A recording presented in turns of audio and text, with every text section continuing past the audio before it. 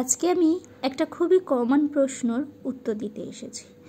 অনেকেই আমাকে জিজ্ঞেস করে থাকে, তোমার কি আঁকতে ভালো লাগে কেন এত? সারাদিন কি করে এত এঁকে নাও?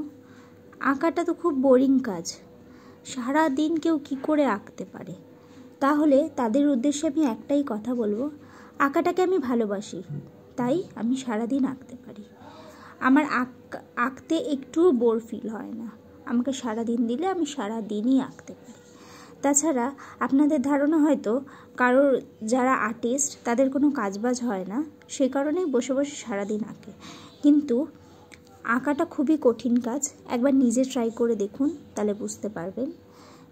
নিজে আগে ট্রাইটা করুন। আমরা ফ্রি বসে থাকি বলে আঁকি না, আমরা ভালোবাসি আঁকাটাকে, তাই জন্য আঁকি।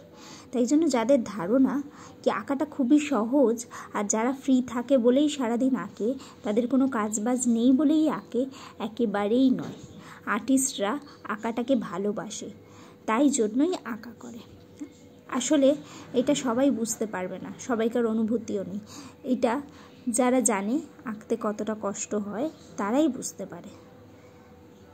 কিছু কিছু মানুষরা কি করে ভাবে বুঝে পাই না কি আঁকাটা খুব সহজ কাজ। আপনারা প্লিজ একবার ট্রাই করে দেখুন। আঁকাটা খুবই সহজ কাজ যদি হয়ে থাকে, তাহলে প্লিজ একবার ট্রাই করে দেখুন লোককে মন্তব্য করার আগে। আঁকাটাকে সত্যিই আমি খুব ভালোবাসি, তাই জন্য সারাদিন আঁকি। আরেকটা কথা, আমি জানি না এই ফুলটাকে কী ফুল বলে। তোমরা যদি কেউ জেনে থাকো তাহলে কমেন্ট সেকশনে কমেন্ট করে জানিও। আমার এই ফুলটা ভালো লাগছিল তাই বানালাম। আর এটা ল্যাভেন্ডার কালারে যাইতো। আমার ল্যাভেন্ডার কালার নিজেরই খুব ভালো লাগে, ওই জন্য আমি এই ফুলটা বানিয়েছি। তোমরা যদি জেনে থাকো তাহলে কমেন্ট সেকশনে কমেন্ট করে বলো। যদি ভিডিওটা ভালো লেগে থাকে তাহলে লাইক, শেয়ার, ফলো করে দিও। ফের দেখা হবে নতুন ভিডিওর সাথে। আর অনেক কিছু জানতে পারবে, অনেক রকমের ডিজাইনের ফুল আমি নিয়ে আসবো। স্টেপ বাই স্টেপ কী করে করে সেইটাও বলে দেব, তো সঙ্গে থেকো।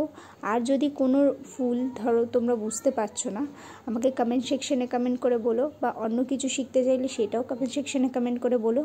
আমি অবশ্যই তোমাদেরকে এঁকে দেখাবো আর জানাবো। ফের দেখা হবে পরের ভিডিওটায়। ততক্ষণে ফাইনাল লুকটা দেখে জানিও কেমন হলো।